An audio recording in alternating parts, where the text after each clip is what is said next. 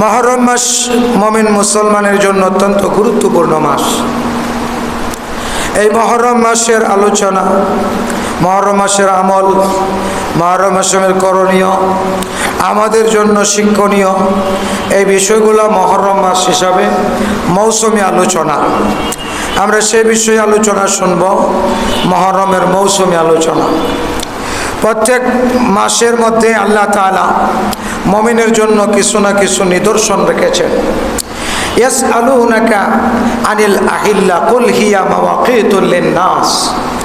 কোরআনে আল্লাহ তাআলা বলেন, নবী আপনাকে মানুষ এসে জিজ্ঞাসা করবে আল্লাহ চাঁদ কেন বানাইছে, চাঁদ আল্লাহ কেন বানাইছে। যদি এই প্রশ্ন আপনাকে করে তো আপনি বলে দিবেন এই চাঁদ আমি আল্লাহ তাআলা মুমিন মুসলমানের জন্য তাদের টাইম নির্ধারণ করার ক্যালেন্ডার দিয়েছি। সুবহানাল্লাহ। মুমিনের ক্যালেন্ডার কি? চাঁদ। মুমিনের ক্যালেন্ডার কি? কথা বলেন কি? চাঁদ। চাঁদ সূরজ এই দুটোটা আল্লাহ তাআলার পক্ষ থেকে মুমিনের জন্য রহমত। সূর্য উদিত না হলে মানুষের কোনো কিছুই উৎপাদন করা সম্ভব না। সূর্যের আলো দিয়া মানুষ সব কিছু আল্লাহ তাআলার মজা নেয়, আল্লাহ তাআলার রহমত ও বরকতের। যে সাইডের আমের মধ্যে সূর্যের আলো বেশি পড়ে সেই আম ফাইকা লাল হয় বেশি, সেই আম মজা হয় বেশি। এই মজা টানে কোথায় থেকে? সূর্য থেকে। তেমনিভাবে আল্লাহ তাআলা প্রত্যেকটা আমলের মজা নেওয়ার জন্য আল্লাহ তাআলা চন্দ্রকে বানাইছেন। এই চন্দ্র বান্দার ক্যালেন্ডার। যেই সময় যেই চাঁদ উঠবে সেই সময় সেই ইবাদত করতে হবে। আমাদের রমজানের চাঁদ দেখলেই ইবাদত শুরু না। রমজানের চাঁদ না দেখে রমজানের রোজা রাখলে হবে? হজ চলে গেছে, হজ্জের মাস ছাড়া মক্কা শরীফ যায় যদি করে সবাই মিলে একসাথে হজ পালন করে পৃথিবীর সবাই হজ হবে? কেন হবে না? ক্যালেন্ডার না। ক্যালেন্ডার অনুযায়ী আমাদের সময়সূচি নির্ধারণ করে ইবাদত করতে হবে। এই জন্য আল্লাহ তাআলা বলেন তোমাদের ক্যালেন্ডার আমি দিয়ে দিয়েছি 12 মাসের ক্যালেন্ডার। সেটার শুরু মাস হলো তোমাদের জন্য প্রথম মাস হলো মুহররম মাস। মুসলমানের প্রথম মাস। 12 মাসের বৎসর শুরু হয় কোন মাস দিয়া? কথা বলেন না কেন? মনে রাখেন, আমরা তো মুসলমান। মুহররমের মাস শুরু হলো আজকে প্রথম দিন। খবর আসেনি সবার? মুহররম মাস ছিল সমস্ত নবীদের যুগে ইবাদতের মাস। সমস্ত নবীদের জামানায় মুহররমের মাসে রোজা রাখা হয়েছে। ইয়াউমে আশরা, আশরার দিনের রোজা সমস্ত নবীদের জামানায় রেখেছেন। আমাদের নবীর পূর্বে সমস্ত নবীদের ধর্মে আমাদের কাছে রমজান নাজিল হওয়ার আগ পর্যন্ত, রমজান মাস নাজিল হয়েছে মদিনা যাওয়ার পরে। এই রমজান মাস নাজিল হওয়ার আগ পর্যন্ত আমাদের কাছেও আশুরার দিনের রোজাটা ওয়াজিব ছিল। আল্লাহর রাসূলের কাছে যখন এই আশুরার মাস সহ রমজান মাস নাজিল হলো তখন আল্লাহর রাসূল বললেন মান শাআ ইয়াসুম ওয়া মান লাম ইয়াশা ফালা ইয়াসুম। যার মনে চায় এখন আশুরার রোজা রাখো, যার মনে চায় রোজা না রাখো। এটা তোমাদের জন্য এখন মন্দুব, সুন্নত বা মুস্তাহাব করে দেওয়া হলো। আর আগে ছিল সবার জন্য এটা ওয়াজিব। এই মুহররম মাস আল্লাহ তাআলা আমাদেরকে দিয়েছেন আমাদের নবীর মাধ্যমে।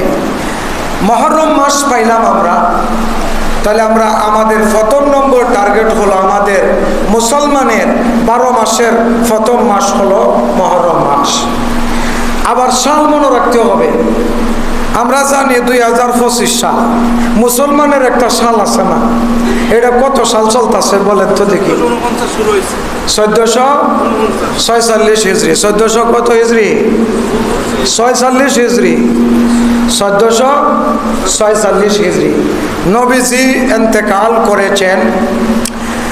নবীজির ইন্তেকালের আগে যখন নবীজি হিজরত করে মদিনাতে যান, মদিনায় হিজরত করে যাওয়ার পরে হিজরতের দিনটাকে স্মরণীয় করে রাখার জন্য হযরত ওমর রাদিয়াল্লাহু তাআলা আনহু প্রস্তাব দিলেন যে আমাদের একটা ক্যালেন্ডার তৈরি করব, যে ক্যালেন্ডারে সময়সূচি শুরু হবে মুহররম মাস থেকে। আল্লাহ রাসূল বলেন তাহলে হিজরি সন লেখা শুরু করো। হিজরত করার কারণে হিজরি শুরু হয়েছে, মুসলমানদের মাস শুরু হলো, এই জন্য এটাকে বলা হয় হিজরি সন। আরেকটা হলো ঈসাই সন। ঈসা আলাইহিস সালাতু ওয়াস সালামের জন্ম থেকে যে সন ধরা হয় সেটাকে খ্রিস্টানদের ভাষায় ঈসাই সন, যেটা আমরা সবাই জানি 25 সাল। আবার মুসলমানদের বাংলাদেশে বাংলা একটা সাল আছে না, এই বাংলা সাল আজকে কয় তারিখ কত, এগুলোর খবর মাঝে মধ্যে শুক্রবারে নিবে। আজকে আষাঢ় মাসের 13 তারিখ, কয় তারিখ? 13 তারিখ। আর আষাঢ় মাসের 13 তারিখ গেল, এই বছর যে শুরু হলো, এই বছরের একটা হিজরি সন আছে না, বাংলা সন। এই বাংলা সন কত? 1432। 1400 কত? 32 বাংলা সন চলতেছে, এটা একটু মনে রাখবেন। তা আমাদের মুসলমানদের সন তারিখ শুরু হলো হিজরত থেকে, আর এই হিজরতের বছর থেকে শুরু করে আজ পর্যন্ত আমাদের হিজরি সন এসে দাঁড়াইল 1446 হিজরি। কত হিজরি? 1446 হিজরি। এইগুলো আল্লাহ তাআলা কুট করে রেখেছেন কোথায়? লৌহে মাহফুজে। আল্লাহ তাআলা বলেন আমি তোমাদেরকে সন তারিখ দিয়েছি নতুন নতুন, এমনটা নয়। এটা আমি আল্লাহ তাআলা দুনিয়া সৃষ্টি করা কয়েক কোটি বছর আগে আমি আল্লাহ তাআলা এই হিজরি সন তোমাদের জন্য নির্ধারণ করে, মাস নির্ধারণ করে দিয়েছি। এটা আল্লাহ তাআলা সূরা বাকারা 36 নম্বর আয়াতে বলে দিয়েছেন। তফসিরের কিতাবের মধ্যে তফসির ইদ্রিস কান্দুলবি, তফসিরে যেটা সবার কাছে নেটে পাওয়া যায়, তফসির ইবনে কাসিরের মধ্যে দিন কখন থেকে শুরু হলো, শনিবার, রবিবার, সোমবার, মঙ্গলবার, এগুলা কখন শুরু হলো, আবার আরবি 1 সোমবার, 2 সোমবার, 6 সোমবার, আরবি দিনগুলা কেমনে শুরু হলো, এই আয়াতের ব্যাখ্যায় এগুলোও দেওয়া আছে বাংলাতে তফসির ইবনে কাসিরের মধ্যে। আজকে আমরা বুঝি আল্লাহ তাআলা দিয়েছেন ইন্না ইদ্দাতাশ শুহুরি ইনদাল্লাহি 12 শাহরা। আল্লাহ তাআলা বলেন নিশ্চয়ই আমি আল্লাহ তাআলার কাছে গণনার মাস যে গণবা, ইনদাল্লাহ আল্লাহ তাআলার কাছে 12টা মাস। তাহলে বাংলাতেও 12 মাস, ইংরেজিতেও 12 মাস, আরবিতেও কয় মাস? 12 মাস। ইদ্দাতাশ শুহুরি ইনদাল্লাহি 12 মাস। শাহরান ফি কিতাবিল্লাহি ইয়াউমা খালাকাস সামাওয়াতি ওয়াল আরদ। আল্লাহ তাআলা বলেন এই 12 মাস যে হিজরি সন, দিন তারিখ, মাসের গণনা আমি নির্ধারণ করেছি, এটা কখন জানো? এটার তারিখ শুরু হয়েছে ফি কিতাবিল্লাহ, আমি আল্লাহ তাআলার কিতাবের মধ্যে। আর আমার কিতাবটা কখন? ইয়াউমা খালাকাস সামাওয়াতি ওয়াল আরদ, আসমান জমিন যেদিন সৃষ্টি করেছি। আসমান আল্লাহ তাআলা সৃষ্টি করেছেন, জমিন আল্লাহ তাআলা সৃষ্টি করেছেন কয় দিনে? আল্লাহ তাআলা আসমান জমিন সৃষ্টি করেছেন ফি সিত্তাতি আইয়ামিন, 6 দিনে। আসমান, 7 আসমান, 7 তবক জমিন, আল্লাহ তাআলা পৃথিবী, এগুলো সৃষ্টি করছেন কয় দিনে? 6 দিনে। এগুলো সৃষ্টি করার পরে আল্লাহ তাআলা বেহেশত আল্লাহ তাআলা 8টা বানাইয়া বেহেশত আর দুজক আল্লাহ তাআলা এই আকাশের মধ্যে সেট করছেন। সেটা একদিনে, জুমার দিনে। সেটা কোন দিনে? জুমার দিনে। মাসটা ছিল মহরম মাস। মাস কি ছিল? মহরম মাস। আর এই মহরমের মাসের কয় তারিখে? 10 তারিখে। কয় তারিখে? 10 তারিখে। ইয়াউমে আশরার দিনে আল্লাহ তাআলা বেহেশতটা বানাইলেন, আবার জুমার দিন বানাইলেন। ইয়াউমে আশরার দিন কি বানাইছে? জুমার দিন। এই জুমার দিন আল্লাহ তাআলা আমাদের পিতা, আদি পিতা হযরতে আদম আলা নবিয়িনা আলাইহিস সালাতু ওয়াস সালামকে বেহেশতের মধ্যে বানাইছে। তারপরে আল্লাহ তাআলা রূহটা যখন দিবেন, সেই দিন মহরমের 10 তারিখে আল্লাহ তাআলা রূহ দিছেন। এর আগে বডিটা বানায়া, মানব আকৃতির বডি বানায়া আল্লাহ তাআলা রাইখা দিছেন বেহেশতের সামনে। তখন শয়তান আদম আলাইহিস সালামের আগেই বেহেশতের মধ্যে ঘোরাফেরা করে। শয়তানে যায় এমনি উষ্টা খায়। যেখানে বডি বানাই একটা ফিলারের ভিতরে বইরা রাখছে, এই যে ফিলার বানাইছে দেখছেন না, আগে একটা শ্বাস বানাইছে, শ্বাসের ভিতরে ফিলার বানাইছে। তা আদম আলাইহিস সালামের বডির যে কায়াটা আছে একটা ফিলারের ভিতরে বইরা রাখছে। শয়তানে যায় এটার মধ্যে উষ্টা খাইছে। ফেরেশতারা জিজ্ঞা, আপনি এখানে উষ্টা খেয়ে ফুরে গেলেন, কারণটা কি? কয় আমি এই উষ্টা খেয়ে ফুরি নাই, এটা থেকে আদম তৈরি হইব, এর লাগে তার একটা উষ্টা দিলাম। শয়তান সেই জন্য শয়তান কখনো আদম আলাইহিস সালামকে সিজদা করে নাই। কয় তোরে বানাইবার আগে আমি তোরে দেখবার পারি না, বানাইয়া তোরে আমি যে যা ফাউ দিয়া ডারে ঠেলাইছি, মাথাইতে ডারে ঠেলাম, এটা সম্ভব না। এই জন্য আল্লাহ তাআলা তাকাব্বুরের গুনাহ, কিবিরের গুনাহ, এটা আল্লাহ তাআলা পছন্দ করেন না। তাকাব্বুরি ছিল শয়তানের ভিতরে। আল কিবরিয়াউ রিদাউম মিনাল্লাহ।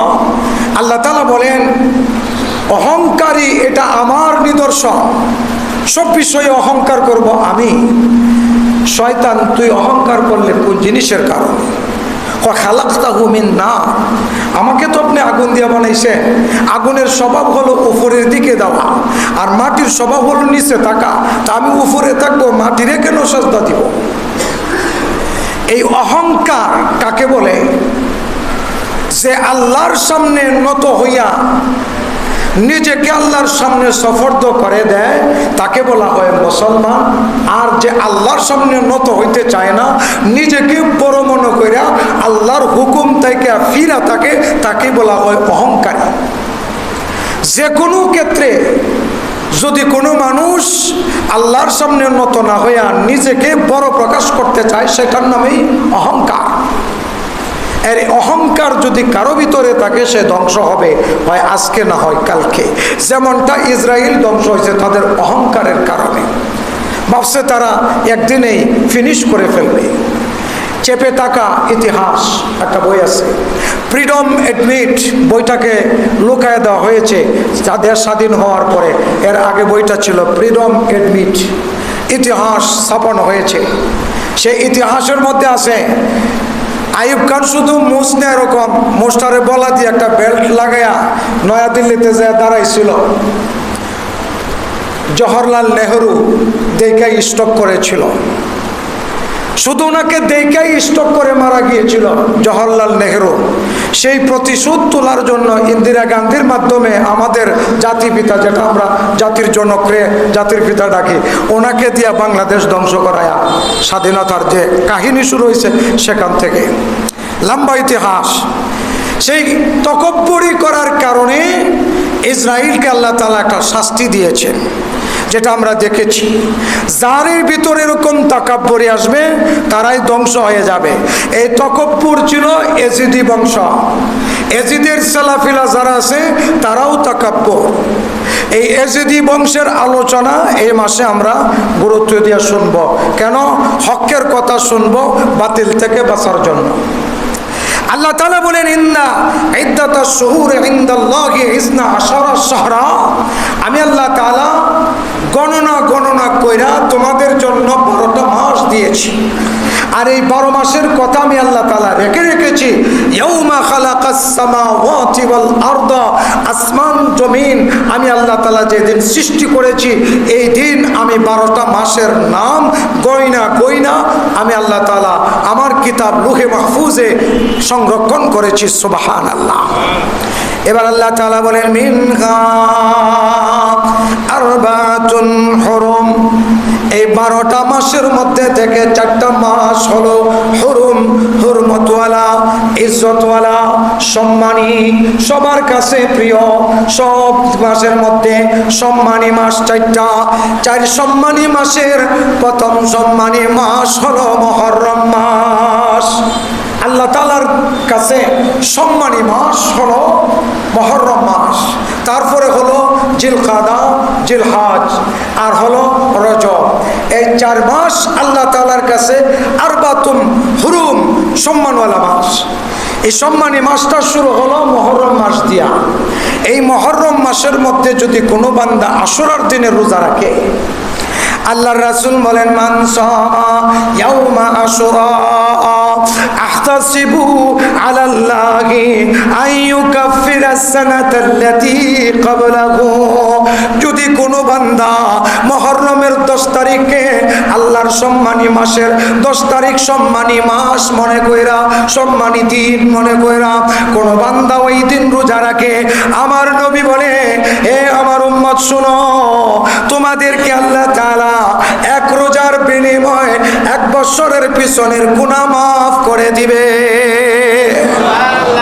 দিন হলো একটা, গুনাহ মাফ হবে 365টা। 365 দিনের গুনাহ একদিনে মাফ হয়ে যাবে। সুবহানাল্লাহ। এটা আমাদের সম্মানী নবীর সম্মান আর্থে আল্লাহ তাআলা আমাদেরকে দিয়েছেন।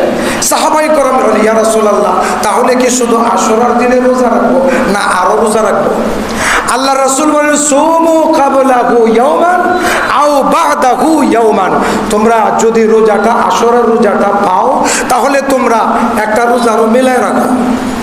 কেন ইয়া রাসূলুল্লাহ, আমরা আরেকটা রোজা বাড়তি রাখবো কেন? আমাদের বেলা বাড়তে হবে কেন? আল্লাহ রাসূল বলেন খালিফুল ইয়াহুদা ওয়ান নাসারা, ইহুদিদের মুখালিফত করতে যায়, ইহুদিদের সাথে যাতে তোমাদের ইবাদত মিলা না যায় সেই জন্য তোমরা 2টা রাখবা। আল্লাহ রাসূল 2টা রাখতে বললেন কেন? ইহুদিরাও রোজা রেখেছে। ইহুদিরা কেন রাখতো? হযরত মুসা আলাইহিস সালাতু ওয়াস সালাম যখন দাওয়াত দিয়া মানুষকে মোটামুটি মুসলমান বানাইতে শুরু করলেন, তখন নমরুদের মাথা ব্যথা শুরু হলো। হযরত মুসা আলাইহিস সালাতু ওয়াস সালামকে ধ্বংস করার জন্য ফেরাউনের মাথা নষ্ট হয়ে দিতেছে। কিভাবে মুসা আলাইহিস সালামকে থামানো যায়? এক পর্যায়ে মুসা আলাইহিস সালাতু ওয়াস সালামের বিরুদ্ধে 70,000 জাদুগির একত্রিত করল। জাদুবিদ্যায় পারদর্শী ছিল হযরত মুসা আলাইহিস সালাতু ওয়াস সালামের জামানার মানুষ। কেন হয়? শয়তান তখন উড়া দিয়া আকাশের কাছাকাছি চলে যেত, যাইয়া সেখানে গেট আছে 3টা গেটের কাছে, একটা গেট স্পেশাল আমার নবীর জন্য, আরেকটা গেট জিবরাইল আসা নামার জন্য, আরেকটা গেট বানানো আছে সকালবেলা ফেরেশতারা জমিনে আছে, এই ফেরেশতারা আবার যারা ডিউটি করে সারা রাত্র তারা আকাশে চলে যায়। সকাল বিকাল 2 গ্রুপের ডিউটি হয় ফেরেশতাদের, তারা আকাশে ওঠানামা করে সকাল বিকাল যে দরজা দিয়া সেই একটা দরজা। এই 3টা দরজা 3টা গেট আকাশের মধ্যে আছে। জিবরাইল যে গেট দিয়ে আইসা বা জমিনে বার্তা নিয়ে আসেন সেই গেটের কাছাকাছি যায় শয়তান কান লাগায় বসে থাকে। আল্লাহর পক্ষ থেকে যে ওহী নাজিল হয় জিবরাইলের কাছে, শয়তান এগুলা শিখাইসা আগেই তার মানুষের কাছে বইলা দেয়, যার কারণে নবী যে কথা বলেন শয়তান সেই কথা বইলা ফেলা, যার কারণে নবীদের আর দাম নাই। এই অবস্থা যখন চলতেছে, আল্লাহ তাআলা নবীকে যখন পাঠাইছেন মক্কায়, যখন আল্লাহ তাআলা সূরা জিন নাজিল করলেন, সূরাতুল জিন নাজিল করলেন, সেই দিন থেকে শয়তানে আকাশে যাওয়া বন্ধ। কারণ যখনই শয়তান আকাশে যাওয়ার দিকে রওনা দেয় তখন আল্লাহ তাআলার পক্ষ থেকে তারকার ভিতর থেকে বম্পিং হয়। এরকম আগুনের ফুক্কা এই ফেরেশতারা তারকার সামনে থেকে ইড়াইতে মারে। মাঝে মধ্যে দেখি আমরা তারকা দৌড় দেই। তারকা দৌড় দেওয়া সম্ভব না, কারণ একটা তারকা পৃথিবীর চাইতে অনেক বড়, এটা দৌড় দিবে কেমনে? শয়তান যখন আকাশের দিকে যায় তখন ওইখান থেকে ফেরেশতারা আগুন নিক্ষেপ করে শয়তানের উপরে। শয়তানও আগুন, তার কারণে শয়তানের শরীরে আগুন যায়, শরীরে আগুন লাগলে শয়তান দৌড় দেয়, শয়তান ফালায়, আর আমরা মনে করি যে তারকা দৌড়তাছে। এটা কোনোদিন শুনছেন? সূরা জিন নাযিল হওয়ার পরে কাহিনী শুরু হলো।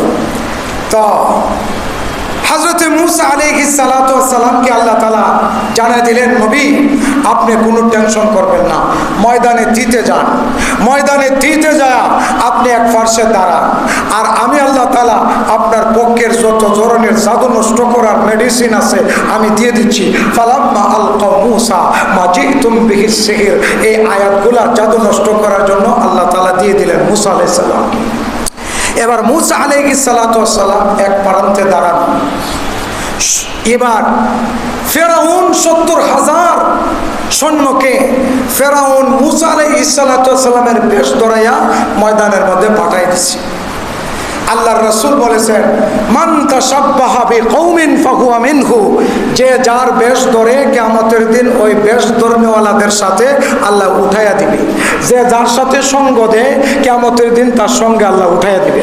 আপনি ভালো মানুষের সাথে সঙ্গ দিচ্ছেন, ভালো মানুষের সাথে উঠতে পারবেন। খারাপের সাথে সঙ্গ দিতেছেন, তাহলে খারাপের সাথে আপনাকে উঠতে হবে। আপনি বলতে পারেন আমি তো ভালো, খারাপের সাথে উঠবো কেন? আপনি বাজারে গেছেন, বাজারে আগুন লাগছে, আপনাকেও দৌড়াইতে হবে। আগুন তো আপনি লাগান নাই, আপনাকেও দৌড়াইতে হবে, কারণ আগুনের সামনে আপনি গেছেন।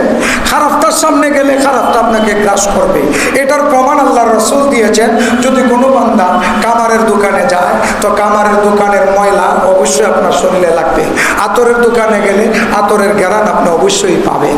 মান তাশাব্বাহা বিকওমিন, এই হাদিস অনুযায়ী আল্লাহর রাসূল বলেন, খালিফুল ইয়াহুদা ওয়ান নাসারা, হে আমার উম্মত আশুরার দিনের রোজা রাখতে যে দুইটা রাখো, যাতে করে ইহুদিদের সাথে তোমাদের ইবাদত মিলা না যায়।